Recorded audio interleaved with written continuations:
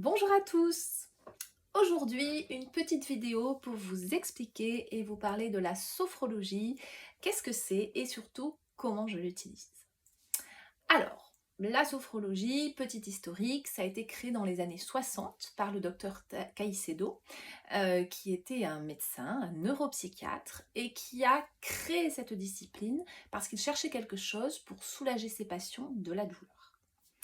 Donc il est allé piocher dans différentes disciplines, notamment des disciplines orientales, comme le zazen, le bouddhisme, le yoga, mais aussi en France, la phénoménologie, l'hypnose, voilà, etc. Et il a vraiment fondé, créé une discipline, la sophrologie. Étymologiquement, ça veut dire la science de la conscience en harmonie, et en sophrologie, la conscience, c'est et l'esprit et le corps. Voilà pour la petite histoire, mais vous n'avez pas forcément besoin d'en savoir autant. Ce qui est utile, c'est de savoir surtout en quoi ça consiste et comment est-ce qu'on l'utilise. Alors, la sophrologie, ça s'applique dans plein de domaines. On s'en sert à l'hôpital pour soulager la douleur, etc. Moi, dans mes accompagnements, puisque je vais l'utiliser soit sur les séances dédiées en fonction de l'objectif des personnes qui viennent me voir, mais aussi en formation ou dans mes autres accompagnements, je vais vraiment l'utiliser pour tout ce qui concerne la gestion du stress. Ça marche très très bien pour ça. Tout ce qui concerne aussi la préparation à des examens, à des entretiens, voilà, tout ce qui va se passer dans le futur et qui peut provoquer de l'appréhension.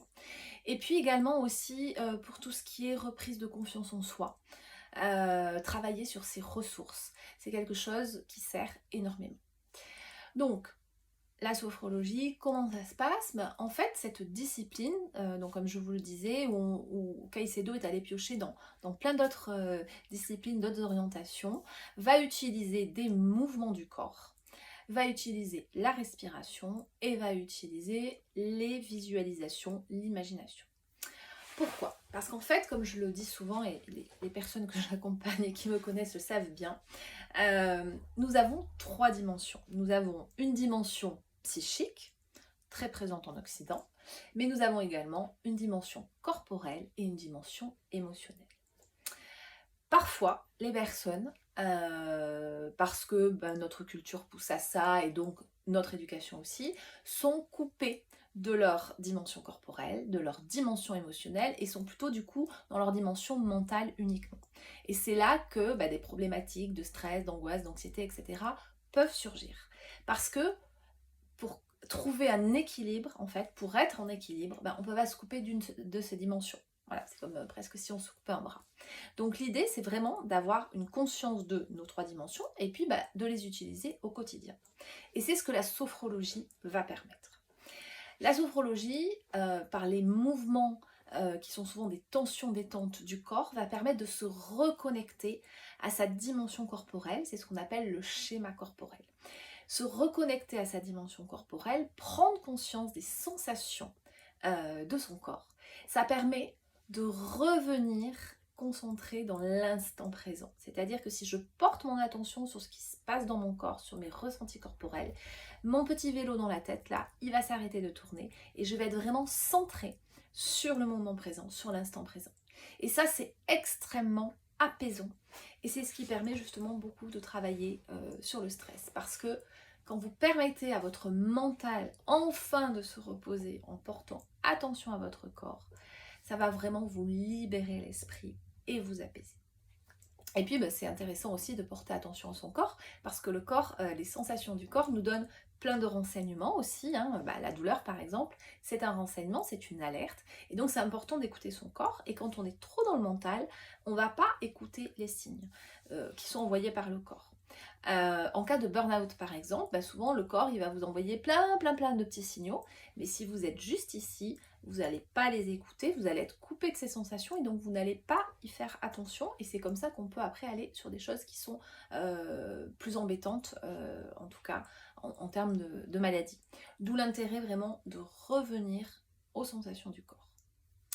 On va travailler ensuite avec la respiration. Donc la respiration, c'est un outil formidable parce que d'abord c'est un outil que tout le monde a et c'est un outil qu'on utilise de manière complètement inconsciente.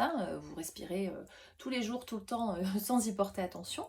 Mais on peut aussi justement y mettre de la conscience, porter son attention. Mettre de la conscience, c'est juste ça, c'est porter son attention à ce qu'on fait, être attentif et concentré sur ce qu'on fait et donc respirer en conscience.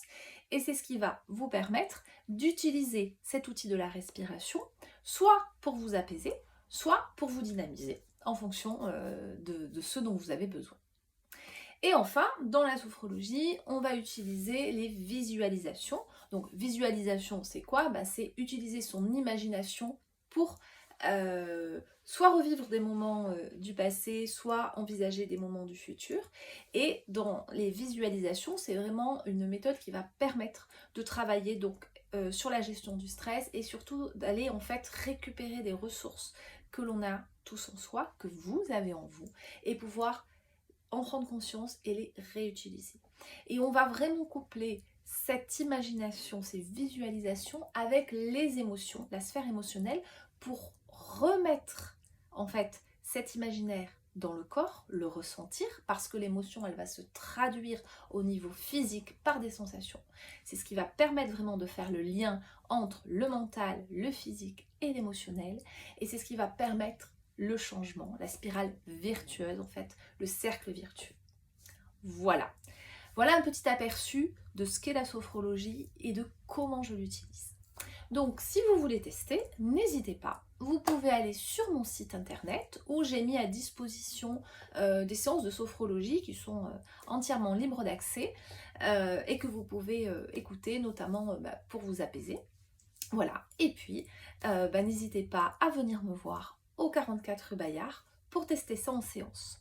Alors, soit vous m'appelez directement, soit vous pouvez aussi réserver des séances en passant par Doctolib. Je vous dis à très bientôt. Bonne journée.